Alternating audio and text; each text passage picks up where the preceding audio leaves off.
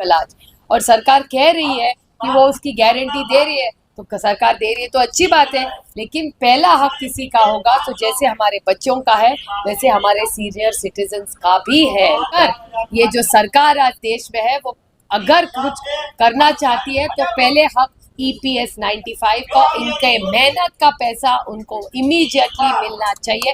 मैंने कल डिमांड्स का ड्रांस जो भी है तब हेमा जी का ही नहीं रेफरेंस किया, क्योंकि हेमा जी इन सबको मोदी जी को मिलने लेके गए। नमस्कार, जय हिंद, वंदे मातरम। EPS 95 पेंशन धारकों की पेंशन को लेकर केंद्र सरकार का बहुत ही बड़ा फैसला। पेंशन पर अशोक रावत की मेहनत लाई रंग, पेंशनर्स को मिलेगा शानदार तोहफा। अगर आप एक EPS 95 पेंशन धारक है तो आपके लिए बहुत बड़ी खुशखबरी होने वाली है। पेंशन पर अशोक रावत की मेहनत लाई रंग, केंद्र सरकार का ऐलान, 2 मांगों को मिली स्वीकृति। तो आखिर क्या पेंशन को लेकर ये अपडेट होने वाली, इसकी क्या पूरी सच्चाई होने वाली है, क्या केंद्र की मोदी सरकार ने आपकी पेंशन को लेकर ऐलान किया है, उसके बारे में पूरी जानकारी विस्तार से आपको बताएंगे। तो वीडियो अंत तक ध्यान से देखते रहिएगा। अब आपको मिनिमम पेंशन 1000 रुपये की जगह 7500 रुपये मिलेगा, या फिर 8500 रुपये, या फिर 9000 रुपये की आपको मिनिमम पेंशन मिलेगी। साथ में आपको DA मिलेगा या फिर नहीं, तो उसके बारे में जानेंगे। और साथ ही जो आपके खाते में पेंशन का भुगतान भी कब किया जाएगा, तो बजट से पहले पेंशन धारकों को कौन कौन सी सौगातें मिलेगी, तो आज के इस वीडियो को अंत तक ध्यान से देखते रहिएगा। चैनल पर पहली बार आए तो चैनल को सब्सक्राइब कर दीजिएगा, बेल आइकन को भी ऑल पर प्रेस कर देना है, ताकि आने वाली ऐसी और भी नई पेंशन जुड़ी ताजा अपडेट आपको सबसे पहले देखने को मिलती रहे। तो वैसे में EPS की पेंशन की बढ़ोतरी की सारी सच्चाई आ चुकी है सामने। NPS और EPS पेंशन धारक है, उन सभी के लिए महत्वपूर्ण 2 सूचना सरकार के द्वारा जारी हुई हैं। तो सबसे पहले बात करते हैं कि EPS 95 पेंशन धारक है, उनकी पेंशन में कितनी बढ़ोतरी होगी और NPS में क्या बदलाव किया जाएंगे, कैसे मिलेगा आपको NPS में OPS जैसा फायदा। तो वैसे में आप इस वीडियो को ध्यान से देखते रहिएगा। तो सबसे पहले EPS पेंशन धारक है, उनके लिए इस प्रकार की अपडेट बताई जा रही है कि EPFO का आदेश हुआ जारी, EPS पेंशन में होगा बदलाव। तो वैसे में 2014 से आपको जो पेंशन मिल रही है उसमें क्या बदलाव होंगे, जिसके बाद आपको वो पेंशन कितनी मिलेगी, किस आधार पर मिलेगी। तो वैसे में आपका जो 15,000 रुपये का वेतन लिमिट जब 2014 में लागू किया था, तब से आपको उस अनुसार आपको पेंशन मिल रही थी। तो पिछले काफी लंबे समय से पेंशन धारक उस वेतन लिमिट को खत्म करने की मांग कर रहे थे, और EPFO ने भी वेतन लिमिट के फैसले को लेकर एक सर्कुलर जारी किया था कि उसमें वेतन लिमिट को बढ़ाया जाएगा, लेकिन EPFO ने क्लियर यह नहीं कहा गया EPFO से कि आपकी वेतन लिमिट अब नई कितनी लागू की जाएगी। तो वैसे में यहाँ पर आपकी वेतन लिमिट को लेकर भी अपडेट मिली है कि यहाँ पर आपका नया वेतन लिमिट कितना होगा, उसके अनुसार आपको पेंशन कितनी मिलेगी। तो सभी EPS 95 पेंशन धारक है वो इस वीडियो को ध्यान से देखते रहेगा। उससे पहले केंद्र सरकार ने भी आपकी पेंशन को लेकर कैबिनेट की बैठक से लंबी चर्चा के बाद क्या फैसला लिया है, जिससे कि आपकी पुरानी पेंशन फिर से बहाल होगी, या फिर EPS पेंशन 1000 रुपये की जगह कितनी मिलेगी। 5 मिनट पहले मोदी सरकार का भी बहुत बड़ा ऐलान बताया जा रहा है आप सभी की पेंशन को लेकर। तो वैसे में मोदी सरकार ने क्या ऐलान किया है कैबिनेट की बैठक से, तो मोदी सरकार ने फिलहाल जो नए कर्मचारी जुड़ना चाहते हैं उनके लिए, और पुराने जो यानी कि पेंशन धारक है उनकी जो 1000 रुपये की पेंशन मिलती है उसको बढ़ाने को लेकर समीक्षा की गई है, लेकिन कैबिनेट के अंदर ये प्रस्ताव अभी तक सहमत नहीं हुआ है। तो यहाँ पर कैबिनेट की बैठक से इस प्रकार की जानकारी बताई जा रही है कि यहाँ पर आपका 25,000 रुपये का वेतन लिमिट भी लागू किया जा सकता है। तो उसको लेकर चर्चा हुई थी, लेकिन इस प्रस्ताव को अभी तक सहमति नहीं दी गई। अगर सहमति मिलती है तो 50 लाख और कर्मचारी भी इसमें नए जुड़ पाएंगे। EPFO के यानी कि पेंशन धारक है वो EPS पेंशन ले पाएंगे, नए कर्मचारी। तो वैसे में अगर आपका 25,000 रुपये का मूल वेतन यानी कि 15,000 रुपये की जगह लागू होता है, तो उस हिसाब से आप अधिक योगदान करेंगे PF में, तो वैसे में आपको अधिक पेंशन मिलेगी। लेकिन इस प्रस्ताव को लेकर चर्चा हुई है, लेकिन सहमति अभी तक इसको नहीं दी गई है। जो कि 75 लाख पेंशन धारक है वो यही चाहते हैं कि उनका अच्छा पेंशन मिले, उन्हें बुढ़ापे में वो बुढ़ापा अपना अच्छा यानी कि काट सके। तो वैसे में यहाँ पर पेंशन धारक अब सरकार से काफी लंबे समय से मांग कर रहे हैं। तो वैसे में सरकार को आखिर क्या चेतावनी पेंशन धारकों ने दी है। साथ ही CBT की बैठक से भी आपकी पेंशन को लेकर समीक्षा की गई है। तो वैसे में CBT ने आपकी पेंशन को लेकर क्या समीक्षा की है, पेंशनर्स की 4 सूत्रीय मांगों को लेकर NSC के अध्यक्ष कमांडर अशोक रावत के बीच में लंबी चर्चा चली, जिसके बाद क्या क्या आखिर निर्णय लिए गए हैं पेंशन को लेकर। EPS 90 राष्ट्रीय संघर्ष समिति है, जो कि पेंशन धारकों की प्रमुख मांगों को लेकर पिछले काफी लंबे समय से संघर्ष कर रही थी। तो यहाँ पर पेंशन धारकों की 4 सूत्रीय मांगों को लेकर CBT के द्वारा भी यहाँ पर चर्चा की गई थी। यहाँ पर CBT के द्वारा पेंशन धारकों की पेंशन की बढ़ोतरी को लेकर 1000 रुपये की राशि मिलती है, उसे बढ़ाकर के 7500 रुपये के साथ में पेंशनर्स को DA मिले, उसको लेकर लंबी चर्चा की गई, लेकिन प्रस्ताव अभी तक यहाँ पर भी सहमत नहीं हुआ है। तो यहाँ पर प्रस्ताव को अगर सहमति मिलती है तो फिर आप सभी की पेंशन की राशि में बढ़ोतरी की जाएगी, लेकिन प्रस्ताव फिलहाल चर्चा का विषय बना हुआ है। पेंशन को लेकर नया नोटिस भी बताया जा रहा है, लेकिन आपको बता दें कि अभी तक कोई ऐसा पेंशन जुड़ा नोटिस जारी नहीं हुआ है।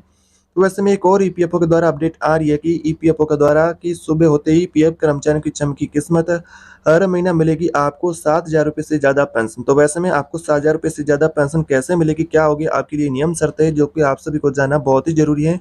अगर आप भी पीएफ खाताधारक है तो कुछ ईपीएफओ के नियम शर्तें उनके बारे में आपको पता होना बहुत ही ज़रूरी है, तभी आप सही तरीके से इनकी पेंशन है जो ले पाएँगे फ्यूचर के अंदर, नहीं तो आपको आगे प्रॉब्लम भी हो सकती है। तो वैसे में अगर आप पीएफ खाताधारक है तो वीडियो बिल्कुल ही आप ध्यान से देखते रहिएगा। फिलहाल आपकी वेतन लिमिट को लेकर कोई सहमति नहीं मिली है, ना ही पेंशन की लिमिट को लेकर एग्जैक्ट कोई सरकार ने आंकड़ा नहीं जारी किया है कि आपकी पेंशन अब फिक्स कितनी बढ़ेगी, कब आपके खातों में भुगतान किया जाएगा। तो आपकी पेंशन से जुड़ा है फैसला है जो कि बजट के अंदर एक बार फिर से चर्चा की जा सकती है या फिर बजट के अंदर भी इसे सहमत किया जा सकता है। लेकिन केंद्र सरकार ने बजट के अंदर पेंशन धारकों की प्रमुख मांगों को पूरा करने के लेकर कोई आधिकारिक ऐलान जारी नहीं किया है।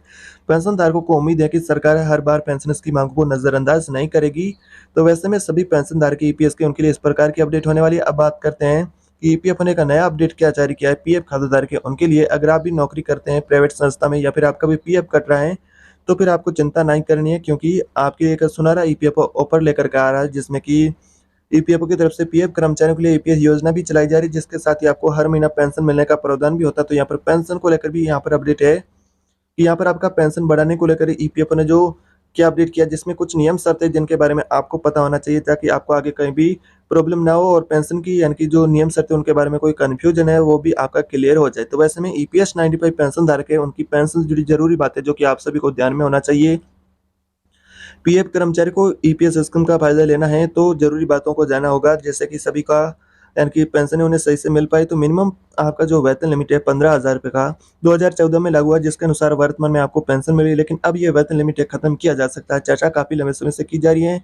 साथ ही पेंशन के लिए अधिकतम सेवा का 35 साल होना चाहिए, और क्योंकि 58 साल की उम्र के बाद पेंशनर्स को पेंशन मिलना यानी कि शुरू होता है, जो रिटायर्ड होता है उसके बाद, जिसके साथ ही ईपीएस पेंशन है उन्हें 1,000 रुपये की मिनिमम पेंशन मिलती है, अधिकतम 7,500 रुपये की मिलती है। तो वैसे आपने भी अपना योगदान किया है तो आप भी पेंशन लेना चाहते हैं तो आपको इस प्रकार से पेंशन मिलेगी। पेंशन के लिए मिनिमम रेगुलर आपको 10 साल का नौकरी में रहना जरूरी माना जाता है, यहाँ पर आपको रहना अनिवार्य है। जिसके बाद अगर आपकी उम्र 50 वर्ष से बाद यानी कि पेंशन लेना चाहते हैं तो भी आप ले सकते हैं। 58 साल से पहले भी पेंशन पाने का पेंशन धारक हक उनका होता है, लेकिन उन्हें घटी हुई पेंशन मिलेगी। इसके लिए आपको फॉर्म 10D भरना होगा, उसके बाद आपको पेंशन मिलेगी। इतना ही नहीं, कर्मचारी की मृत्यु के बाद उसके परिवार को भी फायदा मिलता है, और सेवा का इतिहास मिनिमम 10 साल होना जरूरी है, तभी आपको पेंशन मिलना शुरू होगी। और 58 साल की उम्र के बाद पेंशन अमाउंट निकालने का भी ऑप्शन आपके पास होता है।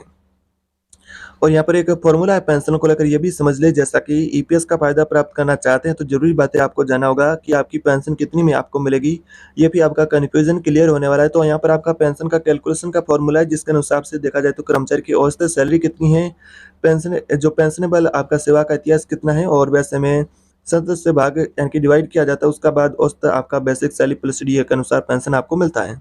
ये बीते 12 महीनों के आधार पर निकाला जाता है, जिसमें अधिकतम पेंशनेबल सर्विस आपका 35 साल होनी चाहिए, और अधिकतम आपका कंट्रीब्यूशन नौकरी के साल पर ईपीएस पेंशन में कैलकुलेशन समझिए। यहाँ पर आपका 15,000 रुपये का वेतन लिमिट 35 गुणे में और भाग संतर से देने पर आपको 7,500 रुपये का प्रतिमाह पेंशन मिलता है।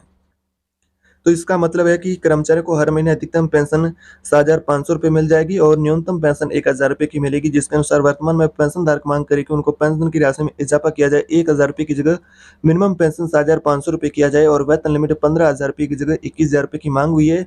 लेकिन इस प्रस्ताव को लेकर अभी तक कोई सरकार ने सहमति नहीं दी। अगर सरकार के द्वारा सहमति दी जाती है तो पेंशन धारकों को एक पेंशन की राशि में एक बार फिर से एक बहुत बड़ा कहे तो तोहफा मिलने वाला है, लेकिन अभी तक सरकार ने इस प्रस्ताव को लेकर सहमति नहीं दी है। तो फिलहाल बजट के अंदर उम्मीद की जा रही है कि सरकार पेंशन की मांग को एक बार फिर से पूरा कर सकती है, लेकिन आधिकारिक इसका कोई भी ऐलान जारी नहीं हुआ है। बात करते हैं आपकी एनपीएस ओपीएस को लेकर। सरकार ओपीएस की बहाली को पहले से ही इनकी खिलाफी है, और वैसे में कर्मचारी पेंशनर्स चाहते हैं कि सरकार ओपीएस फिर से बहाल करे, लेकिन सरकार ने फिलहाल ओपीएस की बहाली को लेकर कोई आधिकारिक ऐलान जारी नहीं किया है। पेंशनधारक उम्मीद करें कि बजट के अंदर उनकी एनपीएस में कुछ बदलाव किया जा सकता है या फिर उन्हें ओपीएस फिर से बहाली मिलेगी। तो यहाँ पर आपको बता दूं, ओपीएस को लेकर कोई फिलहाल केंद्र सरकार ने एनपीएस ओपीएस को लेकर आधिकारिक ऐलान जारी नहीं किया। कुछ मीडिया रिपोर्ट के अनुसार ऐसे भी अपडेट मिल रही है कि आपका ईपीएस के अलावा ओपीएस की जो यानी कि कर्मचारी की बहाली की मांग है उसके अनुसार उनका पूरा करने के लिए आंध्र प्रदेश मॉडल को भी अपनाया जा सकता है, यानी कि इसमें एनपीएस में कुछ बदलाव किया जा सकता है, जिसके बाद आपको पेंशन मिल सकती है। लेकिन ये मीडिया रिपोर्ट के अनुसार मिली है, केंद्र सरकार ने कोई आधिकारिक ऐसा अपडेट फिलहाल जारी नहीं किया है। तो इस प्रकार की आपके लिए दिन भर की आज छोटी बड़ी अपडेट होने, इस तरह की नई अपडेट पाना चाहते हैं चैनल को सब्सक्राइब कर बेल आइकन को भी ऑल पर प्रेस कर